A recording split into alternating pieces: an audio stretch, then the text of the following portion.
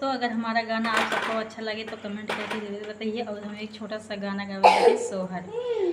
कहवा से आवेला पियरिया पियर लागल झाला राहे ललना कहवा से आवे ला से नूरवा से नूर भरल से नूर हो हे ललना कहवा से आवेला से नूरवा से नूर भरल से नूर हो नैहरे से आवेला पियरिया पियर लागल झाला रहे ललना ससुरे से आवे ला से नूरवा से नूर भरल से नूर हो हे ललना ससुरे से आवेला सी नूरवा से नूर